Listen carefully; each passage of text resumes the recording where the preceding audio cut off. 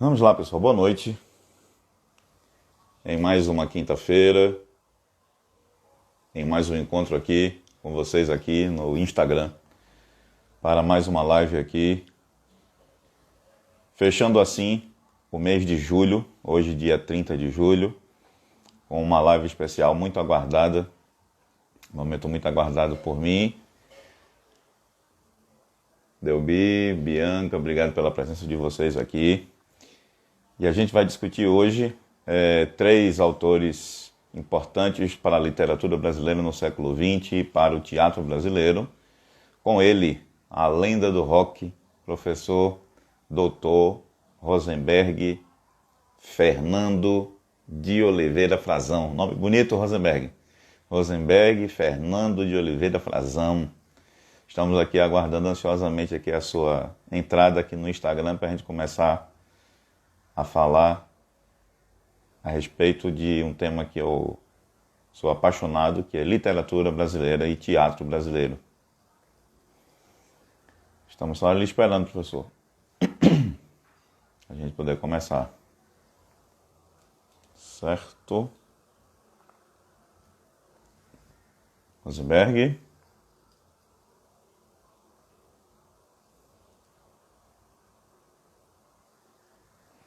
Luciana, tamo junto sempre, meu amor.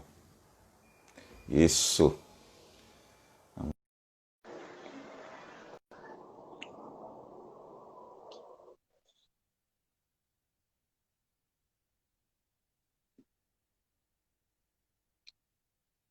Vamos lá, Rosenberg.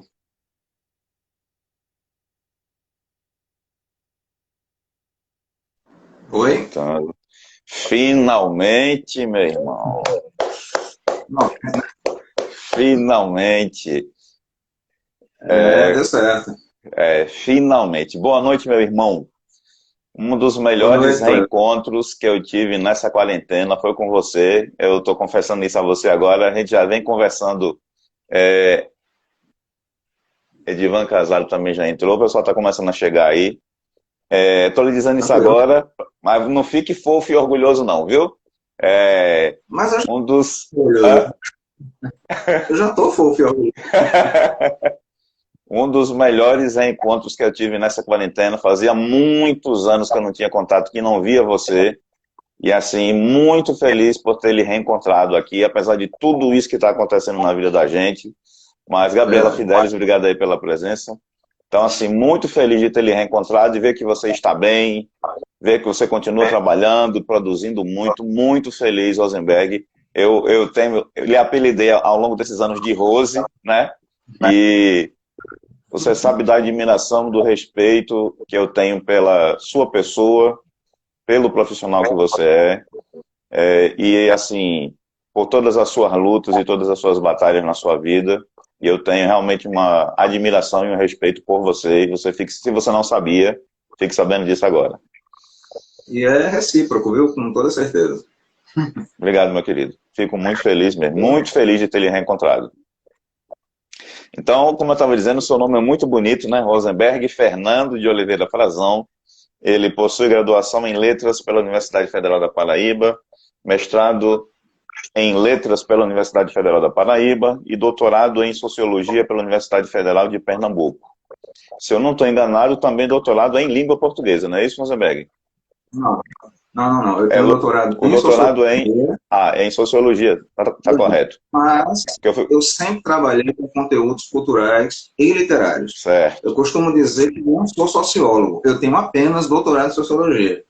Ah, tá, entendi. Porque eu fui É buscar no diferente. Lattes certinho para não errar, mas eu dizia, ao vivo eu vou perguntar a ele se o Lattes está certo, porque às vezes ele não atualiza, né? Aí, mas vamos Não, lá. Então, tá correto. não, mas tá certo, tá certo. Tá. Eu fui buscar na fonte, né, que é o Lattes, né? Aliás, só o Lattes já dá pra gente fazer uma outra live, viu? Porque o Lattes do rapaz aqui é extenso, viu? Nada. Então, doutorado em Sociologia pela Universidade Federal de Pernambuco, já lecionou em cursinhos preparatórios para o vestibular, PSS e Enem. PSS, para quem não conhece, porque tem gente, por incrível que pareça, que não sabe o que é. Era o É antigo verdade. vestibular realizado pelas universidades federais no Brasil, e aqui se chamava processo seletivo seriado, né? O vestibular antigamente ele era feito, e eu acredito nessa proposta, sou muito sincero, acho o Enem uma prova fantástica, mas penso que o Enem deveria ser repensado, Rosenberg, para esse padrão do PSS, onde o menino e a menina no ensino médio poderiam fazer suas provas seriadas, e seria muito mais vantajoso, inclusive, para nós que trabalhamos nesse campo, se eles tivessem esse contato com essa ferramenta logo cedo, sabe? Acredito muito. E talvez o Enem passe por uma mudança em 2022, né? Turmas de... Oi. Não, eu queria acrescentar que, para mim, desde que entrou em vigor, uma das grandes perdas que eu sinto com a instituição do Enem foi a perda da regionalidade. Sim, Porque sem dúvida. Exatamente. Então, você veja, onde ficam os contextos, os autores, as culturas regionais no contexto do Enem? Quem avalia que conteúdo regional é mais importante que o outro? Pois é. Você está me entendendo? Então, o que é mais importante? Eu estava discutindo isso comigo outro dia. O que é mais importante, a Revolução de Princesa Isabel ou a Revolução Farroupilha? Quem decide isso? Entendeu? Então, a perda das regionalidades foi uma perda significativa para mim, uma coisa que eu senti. Para nós, né? Então, como a gente estava falando aqui, turmas de ensino médio, escolas de rede privada, universidades privadas, rede estadual de ensino, foi também professor do ensino fundamental e médio da rede pública do estado da Paraíba, com aprovação em 2 concursos públicos, né? Inclusive no primeiro nós estávamos juntos tomando posse, não sei se você se lembra, mas a gente se encontrou no dia da posse. Eu, você, Evandro, que eu vou conversar com ele quarta-feira que vem. Foi uma farra naquela época de tantos professores da rede privada que fizeram concurso público e foram aprovados, e diga-se de passagem, nos primeiros lugares. Então foi uma grande festa de reencontro no ensino público do estado da Paraíba, ao qual eu faço parte ainda hoje, né? E atualmente pertence ao quadro efetivo do Instituto Federal de Educação, Ciência e Tecnologia do Sertão Pernambucano, lotado no campus de Ouricuri, em Pernambuco. Tem experiência nas aulas de... Hoje já é uma... Eu queria fazer, eu não estou mais em Ouricuri, atualmente estou em Serra Talhada. Serra Talhada, conheço tudo aquilo ali, né? Conheço tudo. A área literalmente quente, né? Literalmente quente. Com experiência nas áreas de letras e sociologia, com ênfase em literatura brasileira, teoria da literatura, sociologia da cultura e música popular brasileira. Esse é o currículo deste rapaz, desse moço, que eu tenho orgulho de dizer que é amigo meu colega de profissão, professor. Eu gostei muito do seu nome, vou repetir, né? Rosenberg Fernando de Oliveira Frazão. Rosenberg, a gente vai falar hoje sobre um tema bem importante, mas eu gostaria de, como eu faço com todos os convidados, perguntar primeiro a você, quem é Rosenberg Fernando de Oliveira Frazão? E aí você tem 30 minutos para falar sobre o seu tema, e as perguntas já estão, ó, bombando aqui no direct e no meu zap aqui, e a gente vai começar a discutir, certo? O tempo é seu. Não, eu queria falar de mim pouco. Entendeu? Eu acho que é a coisa muito mais importante para falar do que de mim. Então, foi exatamente isso aí que você colocou, entendeu? Que é resultado de uma grande luta de anos e anos, de batalha para se fixar no mercado, para adquirir conhecimento, para procurar, né, se aparelhar. E, no mais, eu sou um professor. Simplesmente isso. Entendeu? Pode esquecer tudo isso aí que você leu, porque no campo de batalha mesmo, que eu sou é um professor. Simples assim. Por isso que a gente teve aquela discussão naquele dia, você lembra? Lembro. E, se você gosta tanto do meu nome, não bote título na frente. Entendeu? Então você valoriza o meu nome, porque é exatamente assim. Eu me sinto muito gratificado quando sou reconhecido. Por esse título que eu sou reconhecido. Professor, entendeu? E é isso que me deixa orgulhoso. Então eu sou apenas isso aí, né? Um esforçado. Pronto, o seu tema, Ariano Suassuna, Nelson Rodrigues e Dias Gomes, que são 3 teatrólogos, por assim dizer, né, por origem da palavra, e excepcionais nordestinos de peso na literatura brasileira. Então, o tempo é seu para falar sobre eles.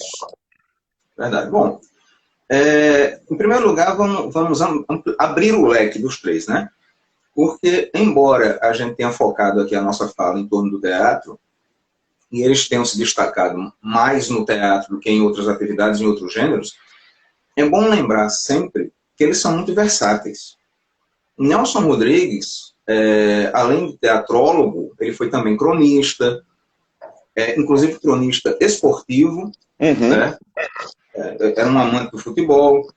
Ele foi contista. Aliás, a minha relação com o Nelson Rodrigues é uma relação muito parecida com a relação com o Machado de Assis. Certo. Embora reconheça que ambos sejam muito fortes, né? O Machado no romance e Nelson no teatro, eu gosto mais dos dois como contistas. Tanto quando eu disse para você que ia procurar alguns livros, os livros que eu tenho do Nelson Rodrigues mais próximos são livros de contos. Entendeu? Porque eu gosto muito dos contos do Nelson Rodrigues e os contos dele, como a crítica bem observa, não deixam de ser extensões do seu teatro. Sim, sem dúvida.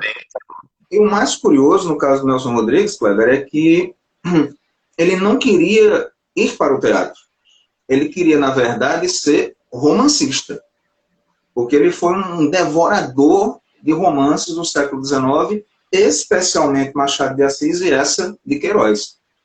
Então, ressaltar isso. No caso de Ariano, que se notabiliza também pelo teatro, Ariano também se notabilizou como fundador do movimento armorial. Ele foi o líder do movimento armorial que começa em 1970 e procura criar um novo lastro para a cultura nordestina, vamos dizer assim, um lastro erudito para a cultura popular nordestina, né? Ele fez essa conciliação e também fez, além de peças de teatro, fez romances, né? Dos quais o mais conhecido é o Romance da Pedra do Reino. Sim. Né? Que é um romance extremamente denso. Livro de boa. Se jogar na cabeça de um mata. Grande, né? E muito denso. E já que a gente falou do quanto é denso, né, eu queria aproveitar e fazer um comentário. Se a gente comparar, todos os três autores tiveram obras adaptadas para a televisão, que a gente sabe que é um veículo de popularização muito grande. Sim. Não é verdade? Sim. E eu acho engraçado que no caso do Nelson Rodrigues, até do Nelson Rodrigues, que é bem complexo, e no caso do Dias Gomes, nós tivemos realmente essa popularização dos autores muito bem sucedida. Já no caso do Ariano, isso acontece por um lado, mas pelo outro nós temos uma complicação. Deixa eu me fazer claro. Todo mundo lembra do Alto da Compadecida. Sim. Que foi adaptado pela Rede Globo. Foi tão bem adaptado que, além de série, depois virou filme e fez sucesso também no cinema. Sim. Fantástico. Foi um ganho duplo. Entretanto, quando chegou o momento de haver a adaptação do Romance da Pedra do Reino, ao invés de haver essa mastigação para o público comum, para que o público realmente se sentisse curioso a respeito da obra, eles mantiveram a densidade da obra na adaptação para a TV. Foi um dos grandes fracassos televisivos, apesar de toda a riqueza da produção, mas eu achei uma perda de oportunidade fantástica para você, novamente, né, criar um novo capítulo de acesso à obra da Ariano Suassuna. Uma oportunidade que, infelizmente, se perdeu, né? Muito por vaidade do diretor, né? O Luiz Fernando Carvalho. A mesma coisa, Rosenberg, abrindo um parêntese, aconteceu com a adaptação de Dom Casmurro, que foi Capitu, que eu achei fantástico. Eu falo e me arrepio todinho, porque eu amo literatura. Eu disse à professora Miriam, que é a professora de colega sua da língua portuguesa, que se eu não fosse professor de biologia, eu seria professor de literatura, porque eu tenho meu pezinho dentro da literatura. E assim, Capitu, Rosenberg, é fantástico, entendeu? Mas ficou, infelizmente, como você acabou de dizer, e disse muito bem, muito denso, tão quanto a Pedra do Reino, e é uma obra que é como se fosse uma obra aberta, que margem a várias interpretações, né? Exatamente. E eu acho que num país como o nosso, onde a gente tem tão pouco lastro de público leitor, de difusão da literatura, a literatura é uma arte tão escanteada, né? Foi se tornando com o passar do tempo, eu acho que oportunidades como essas não devem ser perdidas. O que nos leva, por exemplo, para o Dias Gomes. Que o Dias Isso. Gomes ele teve o benefício de não ser adaptado. Ele mesmo se adaptou. Então ele teve esse cuidado de fazer o quê, né? Pegar as obras dele, né? E ele mesmo fazer aquele clique, né? E adaptar muito bem. Porque se você pegar, por exemplo, vamos pegar um grande sucesso do Dias Gomes.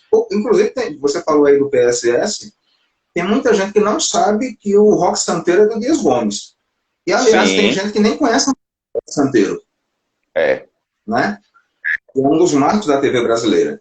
Mas você veja, o Rock Santeiro de 1985, creio que é o ano da novela, meados dos anos 80, é, na verdade, uma adaptação da peça O Berço do Herói, do começo dos anos 60, que foi proibido. Isso mesmo. Aí o Nelson Rodrigues engavetou a peça por 10 anos, acho que de 64, 65 até 75, tentou lançar como novela, foi proibido de novo, e depois de 10 anos veio o Rock Santeiro dos anos 80, e aí passou, né? Que foi a época da redemocratização do país e deu tudo certo. Mas por que tem 3 perguntas sobre isso no final para fazer para você. Já tem 3 só sobre o Rock Santeiro, viu?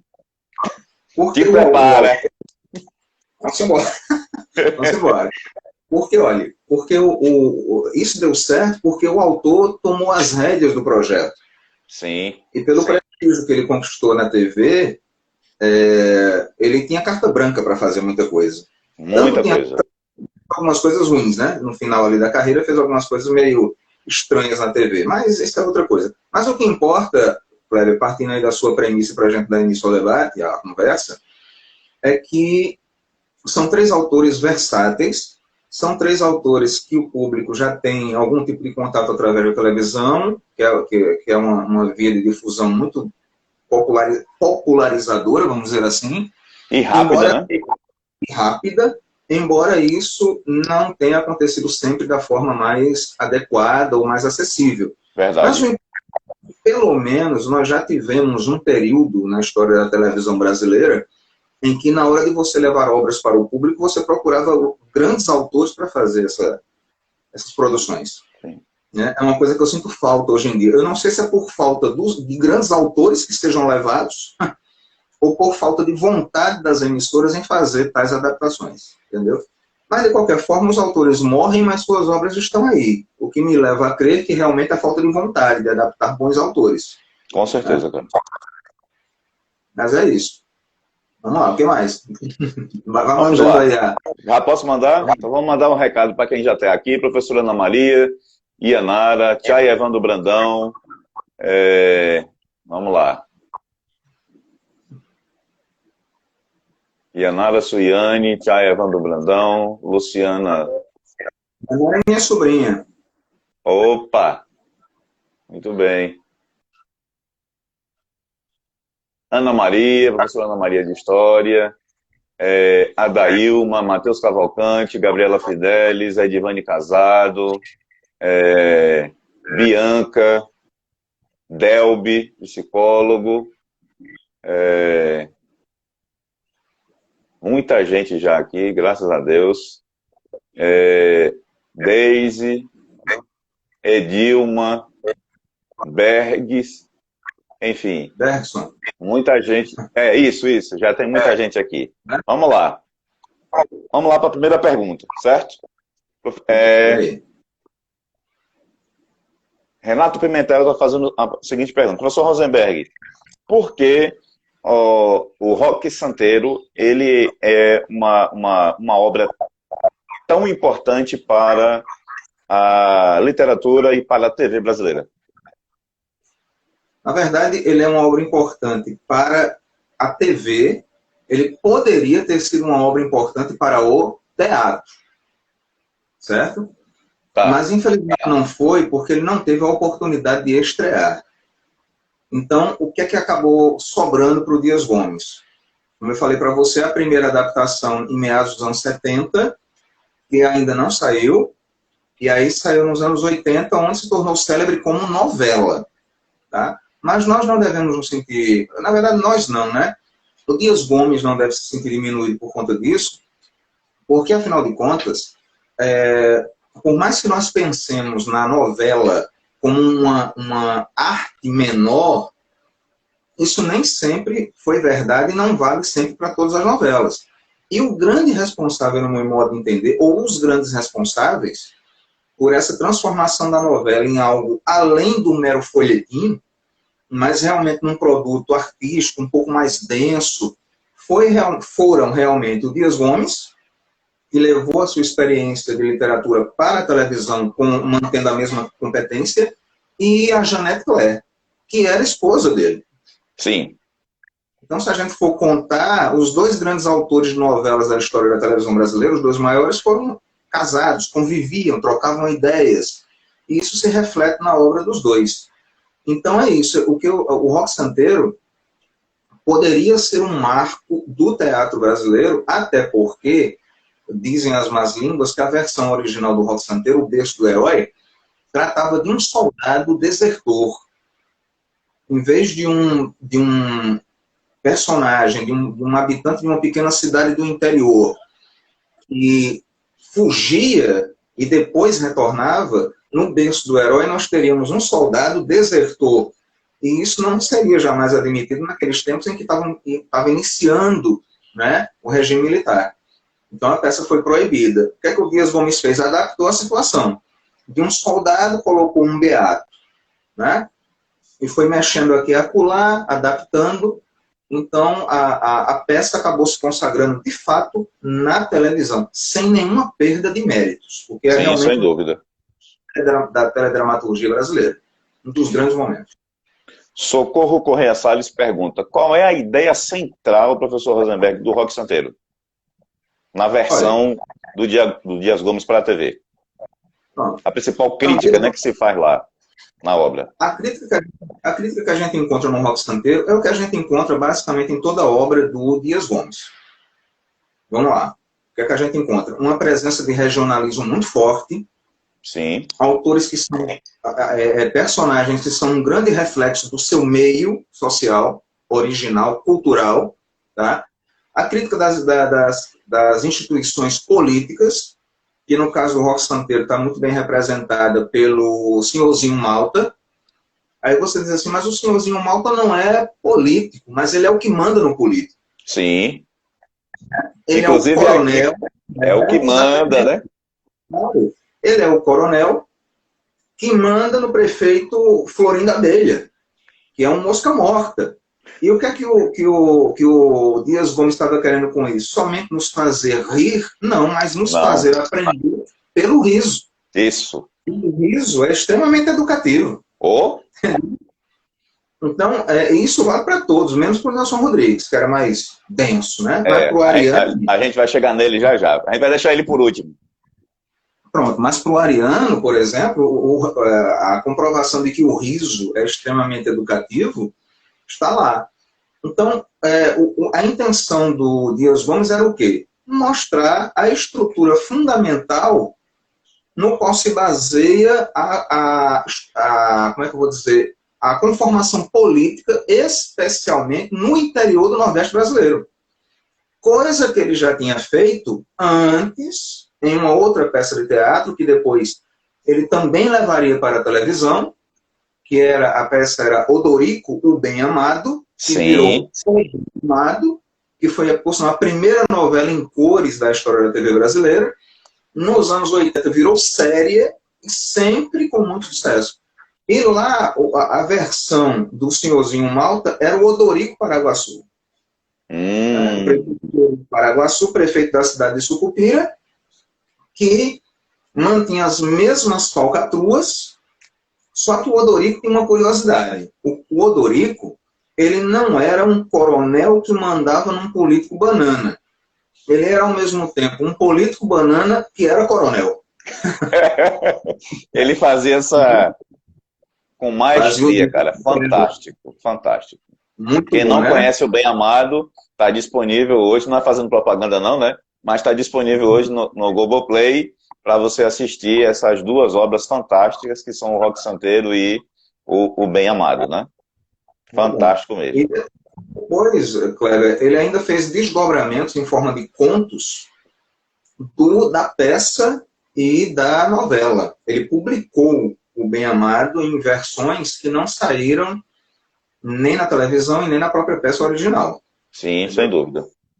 Mas, em suma, é isso aí. Tá? O que você encontra no Roque Santeiro é uma forte crítica da política, das instituições, das diferenças sociais, coisas que o Dias Gomes fez questão de crítica da hipocrisia, né, de algumas pessoas, a ideia do ser e parecer,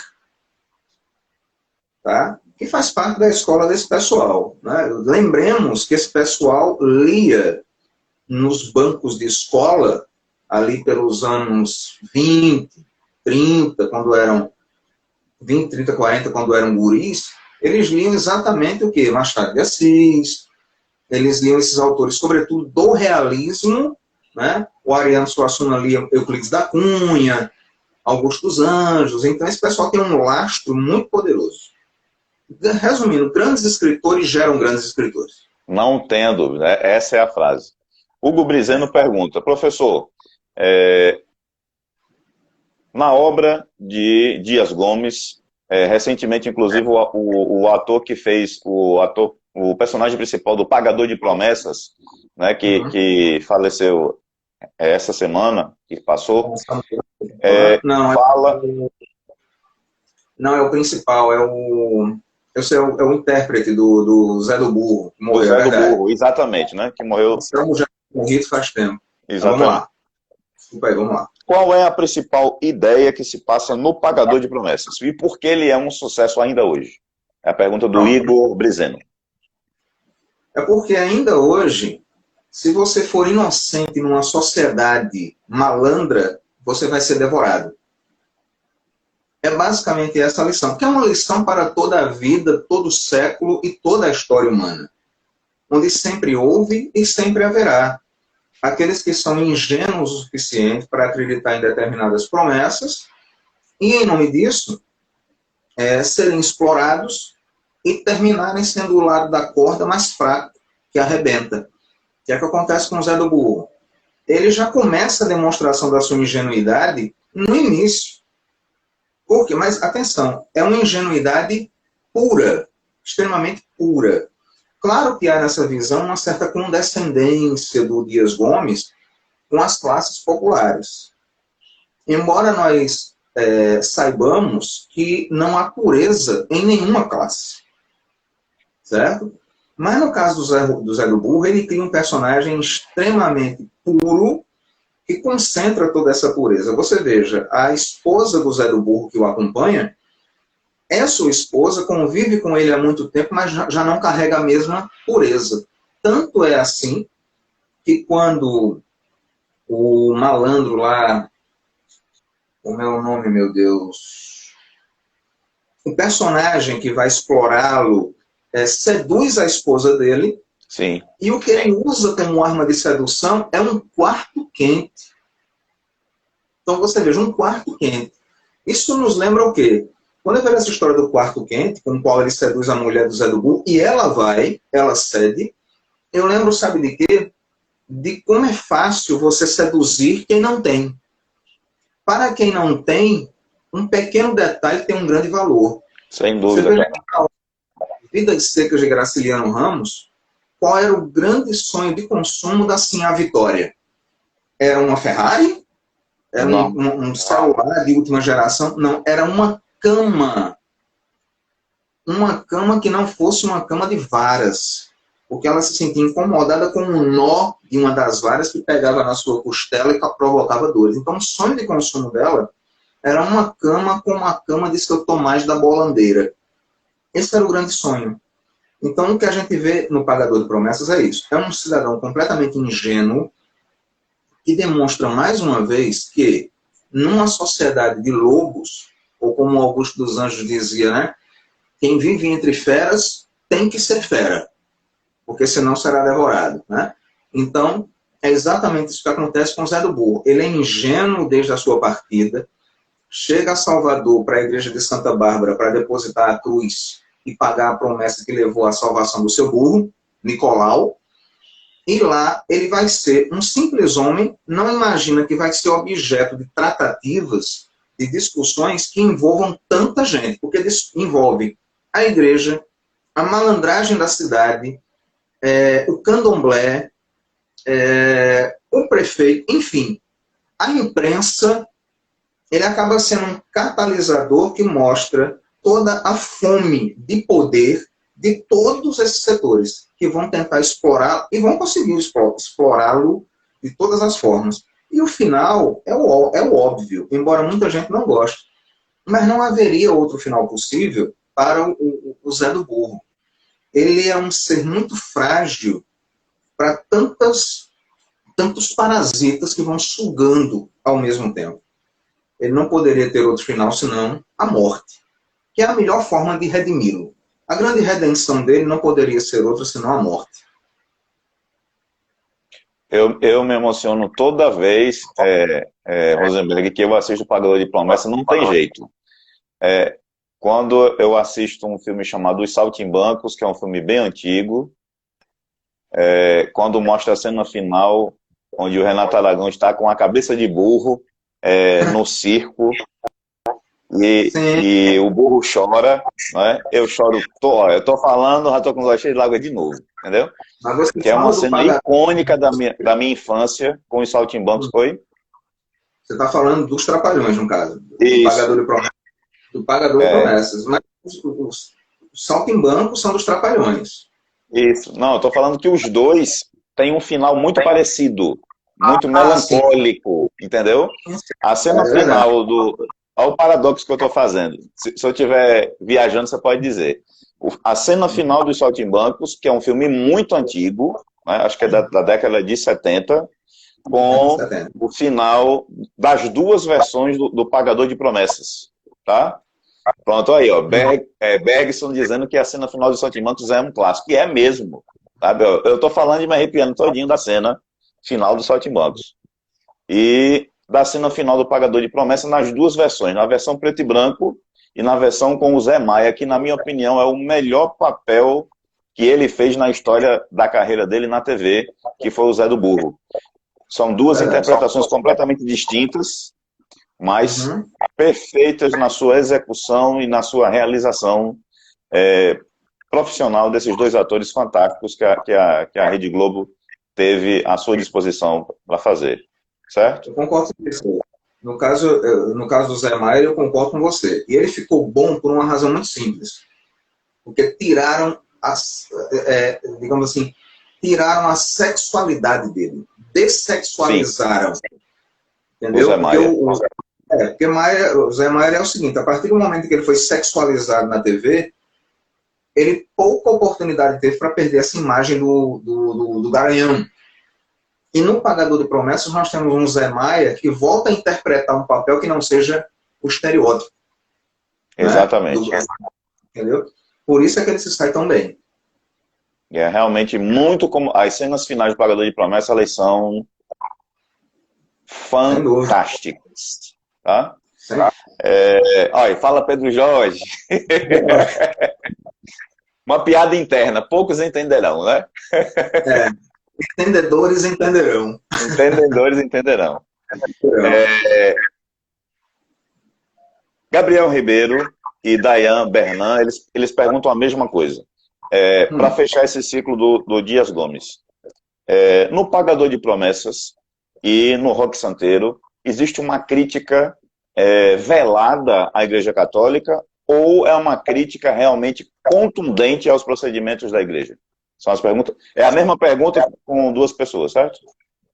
Certo. Veja só, há uma crítica contundente, mas há uma visão dialética do Dias Gomes, e isso é muito bom, né? Porque o Dias Gomes mostra...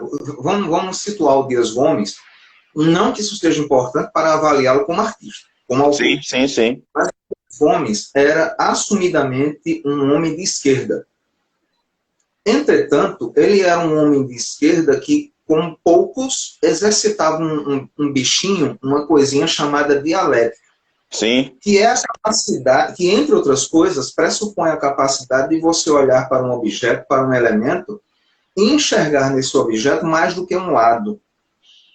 Então, você veja que no rock santeiro, ao mesmo tempo em que você tem uma crítica à igreja, porque o beato idolatrado, na verdade, é um cara que rouba os castiçais da igreja, né? As peças da igreja, rouba isso, foge, né? Vende, fica rico, depois volta para devolver. Mas você veja quem é que o Dias Gomes coloca como representantes da igreja. Um padre mais velho, que na época foi interpretado pelo Paulo Gracindo, homem de grande virtude, e o padre Albano, que é um padre mais moderno, que já não usa batina, é muito seduzido pelas coisas do mundo, mas também é um cara muito ético. Sim. Então você veja, há uma crítica, mas não uma crítica condenatória à igreja como um todo. Ou pelo menos o Dias Gomes diz assim, não avalie a instituição pelos seus indivíduos. A igreja pode ter seus problemas, mas dentro dela você encontra indivíduos valorosos como o padre Albano e como o outro padre, o mais velho, que eu não lembro o nome, que é interpretado pelo Paulo Gracindo. Foi interpretado pelo Paulo Gracindo. E no Pagador de Promessas você também encontra isso. Você tem aquele padre mais vilão, né? Mas, novamente eu digo, aquele é um padre. Ele não é a igreja. E o Dias Gomes faz questão de dizer isso. E como é que isso fica claro? Porque no final, vendo as consequências do seu preconceito, do seu rigor em relação à humildade do Zé do Burro, quando o Zé do Burro é assassinado, que ele é erguido, né, na própria cruz e levado para a igreja, o padre já não faz mais nenhuma objeção. Aí você diz assim, pô, mas agora é tarde, a Inês é morta. É verdade. Mas isso mostra, a meu ver, uma coisa muito importante que todos nós deveríamos, de vez em quando, praticar. O arrependimento. Que é o reconhecimento de que nós somos humanos e somos capazes de errar. Se o padre tivesse mantido a sua imposição para que o Zé do Burro entrasse na igreja depois de morto, não estaria denotada a ideia de arrependimento.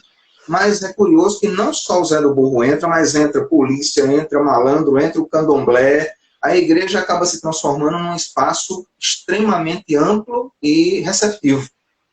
É o que a Jaira está dizendo. É o que a Jaira está dizendo aqui, né? A professora Jaira de Biologia está dizendo aqui no comentário dela, Rosenberg. Estou muito decepcionada com os espíritas, mas nunca com o espiritismo. É exatamente essa dualidade que ela está fazendo em relação às instituições, à religião e à espiritualidade em relação aos indivíduos que, entre aspas, a representam, né? Essa dialética, né? E isso, repito, ter uma capacidade de expressão e de visão dialética como essa é para poucos. E é, no meu modo de entender, mais uma vez, uma coisa que é própria dos grandes autores, independentemente de sua vocação política.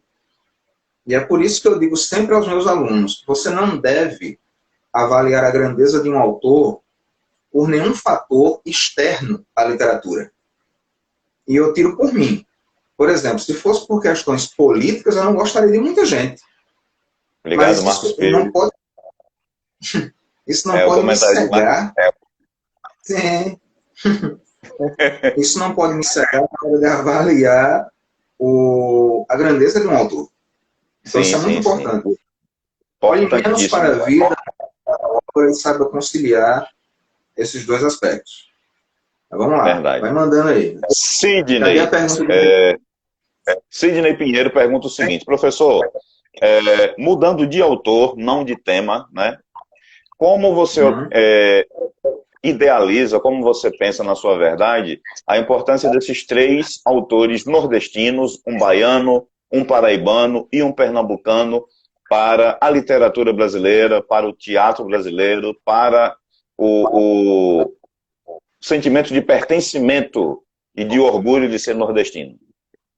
Olha, o que eu penso deles é o mesmo que eu penso a respeito de todo autor nordestino, não apenas na literatura, mas nas artes brasileiras, sobre dois aspectos. Primeiro, o papel do Nordeste para a consolidação de uma arte, de uma cultura que nós podemos chamar de brasileira, é muito significativo. Muito mais do que o de outras regiões, apesar de mais desenvolvidas, mas que, no frigir dos ovos, tiveram muito menos peso do que o Nordeste para ajudar a costurar essa malha que hoje nós podemos chamar de cultura brasileira. Sim. Tá? Segundo fator importante nisso aí, apesar que, na verdade, é um fator importante e um lamento, que é como, apesar de toda essa colaboração, essa contribuição nordestina, o Nordeste não é tão reconhecido, ou esses autores não são tão aclamados, ou pouco se observa sobre o peso de suas origens, na hora de avaliar sua qualidade. Né? Então, talvez o maior lamento de minha parte nesse sentido seja sobre a ignorância dos próprios nordestinos a respeito dos seus valores. Então, quantos nordestinos sabem que o Dias Gomes, que fez o Bem Amado, que fez o Roque Santeiro, que escreveu episódios da primeira temporada do Carga Pesada até... Sim, é importante lembrar isso. Né? O Ariano Suassuna, que fez tanta gente rir com o Alto da Compadecida e outras peças. O Nelson Rodrigues, que publicou, sobretudo na imprensa carioca, e chocou tanta gente. Né? Quantos já pararam para pensar que esses caras são oriundos do Nordeste? Poucos sabiam, poucos pararam para pensar nisso. Mas é aquilo que eu estou dizendo, professor, mas até que ponto isso pesa para a obra? Mais uma vez eu digo, não vamos avaliar, porque isso nos colocaria no mesmo problema que eu estou criticando. Se a gente disser assim, eles são grandes porque são nordestinos, então a gente vai valorizar qualquer nordestino que escreva qualquer bobagem, só porque é nordestino. Não é assim. É preciso a gente enxergar a coisa da seguinte maneira. Olhe bem. O que pesa aqui para eles é tanto o respeito às próprias origens, quanto aquilo que eles acumularam durante a vida em outros contextos. Você veja, Ariano seria o mesmo autor se não tivesse estudado no Recife, tivesse ficado apenas em Taperoá? Entendeu? Nelson Rodrigues seria o mesmo autor se tivesse nascido no Recife, mas não tivesse radicado no Rio de Janeiro? Dias Gomes, a mesma coisa. Se tivesse nascido em Salvador, não tivesse ido para São Paulo, depois para o Rio, adquirido uma vasta experiência no sul do país, teria sido Dias Gomes? Então, são perguntas curiosas, tá certo? De modo que o que vale aqui, Kleber, é a gente ver que, independente da trajetória que tiveram, tá, eles são nordestinos, nunca negaram isso e nunca deixaram de levar um pouco das suas origens para as suas obras. É possível você enxergar o tempero, a presença nordestina em todos eles. Mas o curioso é que isso só se intensifica a partir do modernismo brasileiro, mas não começa no modernismo brasileiro. Se você olhar lá para trás, já no Barroco, o Gregório de Matos, apesar de só ter sido descoberto nos anos 20 do século XX, na verdade, da década de 10 para a década de 20, o Gregório ficou praticamente 400 anos ali apagado, ninguém sabia da existência.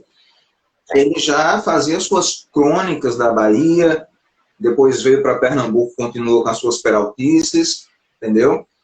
Depois a gente chega no romantismo. Tem que lembrar que o maior romancista do romantismo brasileiro, José Martiniano de Alencar, nasceu no Ceará, tá? Que além dele nós temos o Gonçalves Dias, que também é maranhense, salvo engano.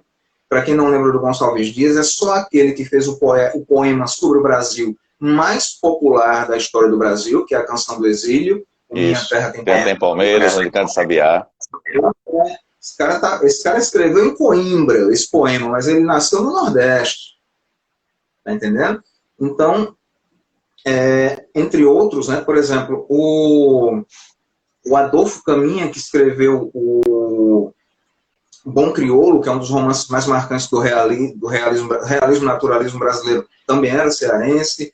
A gente tem o Domingos Olímpio, que escreveu Luzia Homem, que mostra exatamente a bravura da mulher nordestina, né?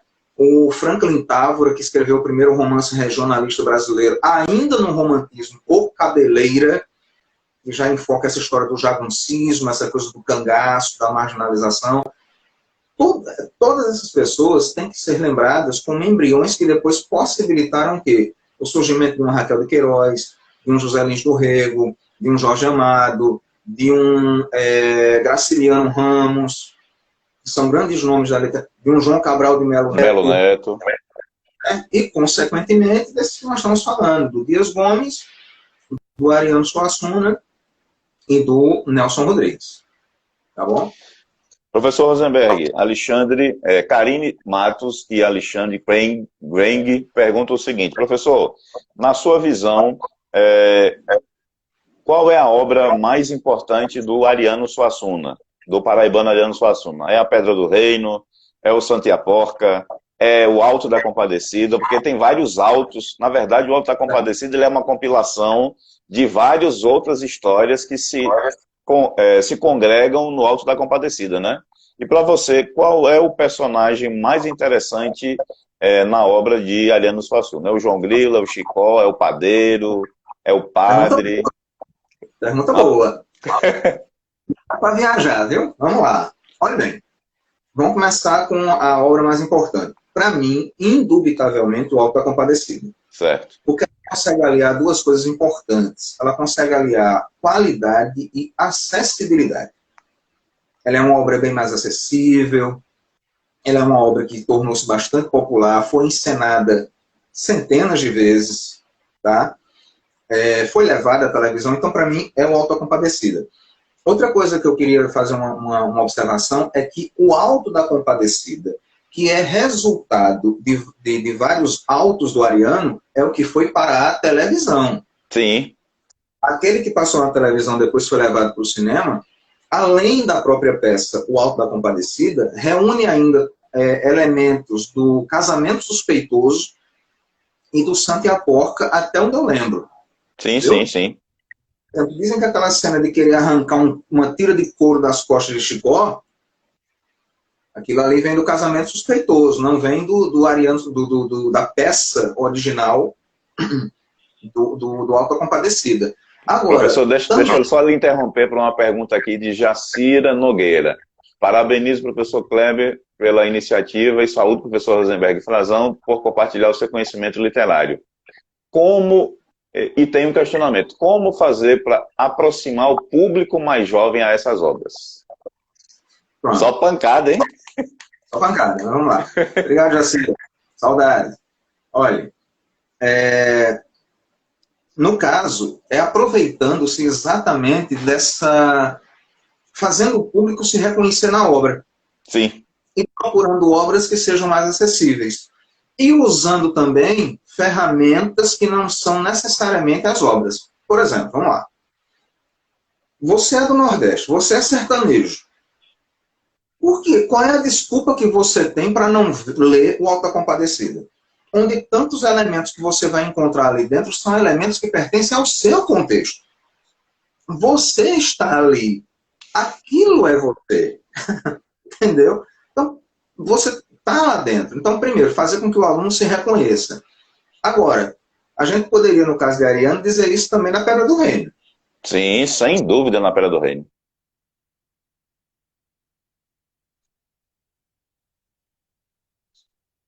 Tem um grau de acessibilidade.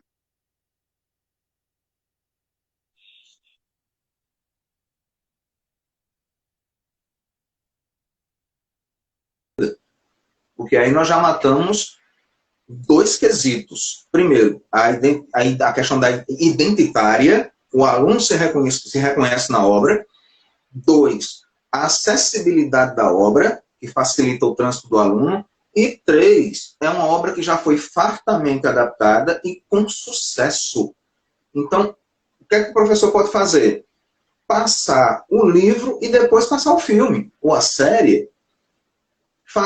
pedir para o aluno fazer uma comparação, leia o livro, veja o filme, compare e veja o que tem num e o que não tem no outro. Entendeu? Então, esses são mecanismos que você pode utilizar. Faça o aluno se reconhecer.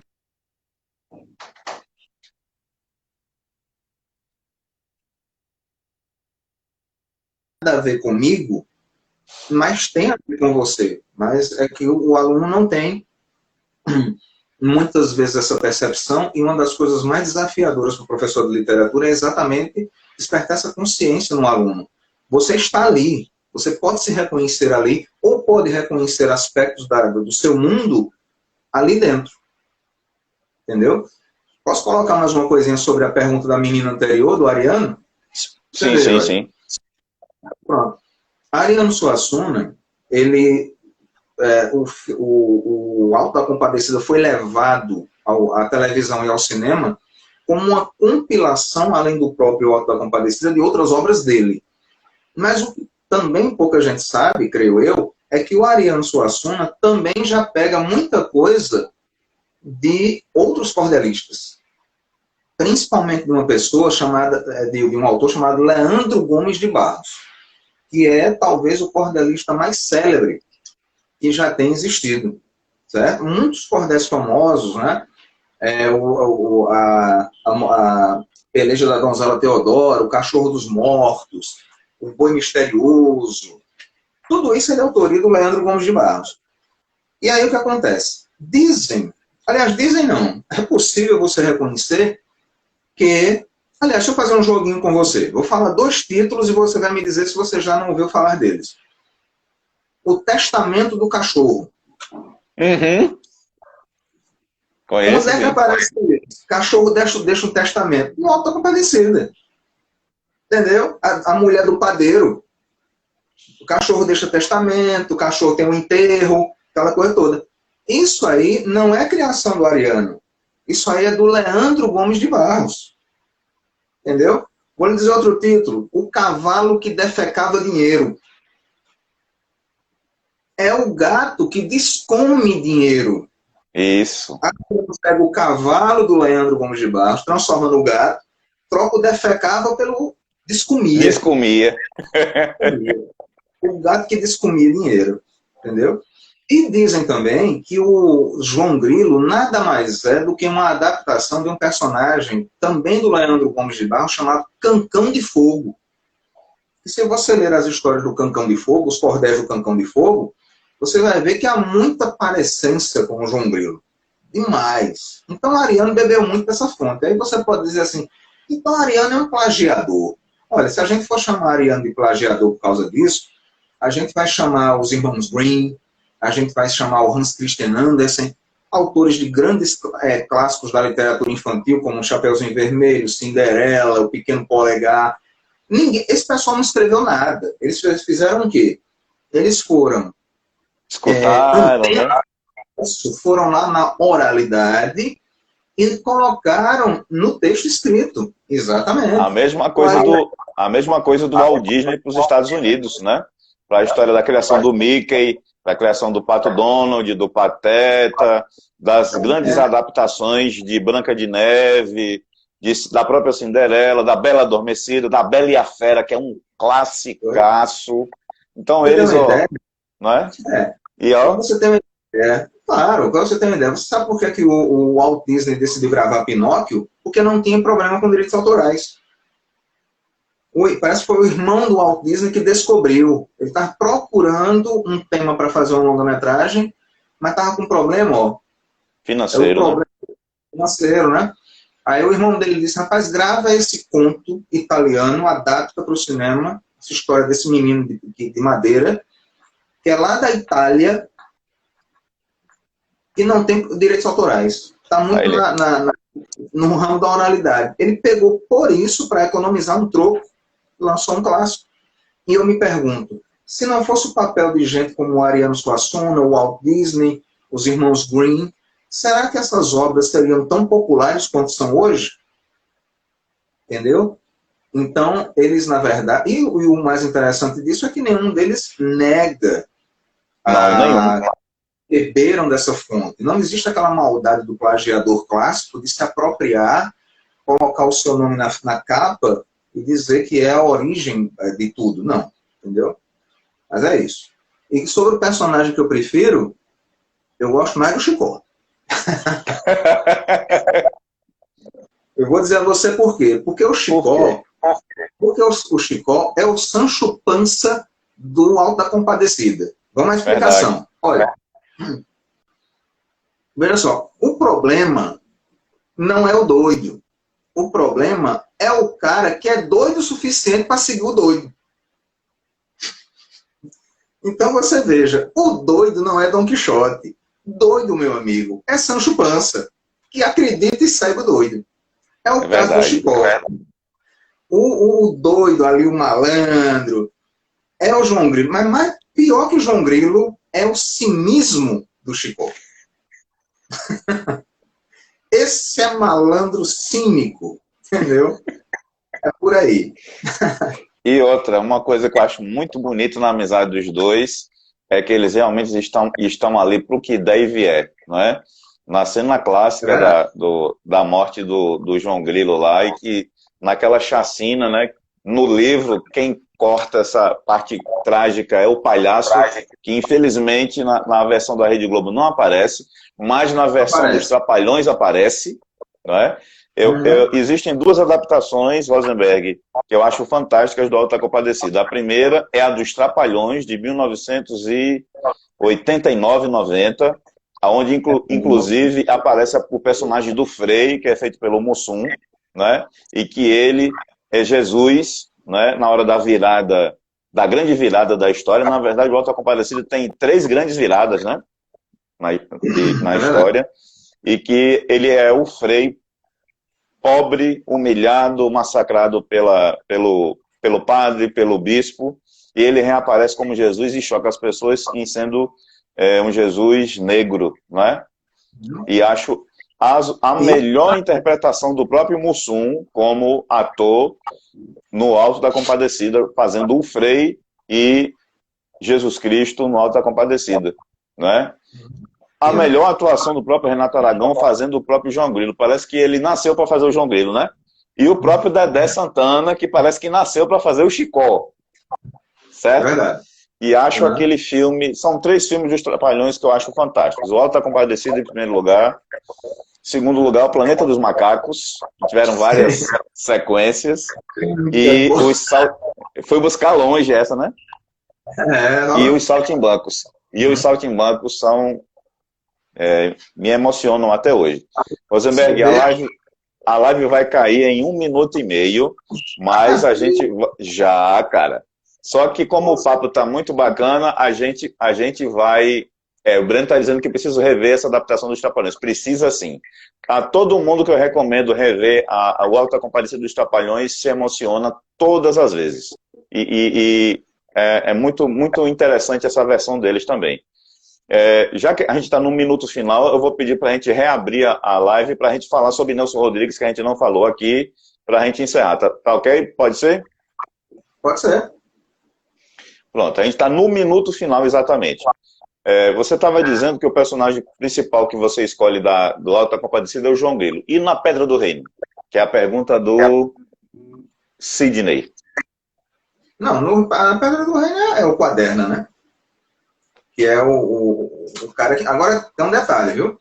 A Pedra do Reino, eu já cheguei a começar 2 vezes, já faz muito tempo, e nunca terminei. Porque eu tenho certeza de que quem está me fazendo a pergunta já encarou a fera e sabe o desafio que é. Eu sei. Uma das razões para que eu não tenha gostado e para que tenha havido fracasso no seriado da Globo, na série da Globo, é exatamente porque mantiveram um tom do livro. O livro é tão áspero quanto a série. Eles foram muito fiéis, né? Interessante isso, né? Interessante. Só que isso cria uma densidade muito grande. Tá certo? Então eu tenho pouca propriedade para falar da Pedra do Reino, porque realmente... Faltam 30 segundos para cair, a gente vai encerrar essa. E quando a gente voltar, a gente faz esse elo de Ariano já puxando para o Nelson Rodrigues para a gente fazer o fechamento e o encerramento, certo? Tá faltando 7 segundos, 6, 5, 4, vai cair agora.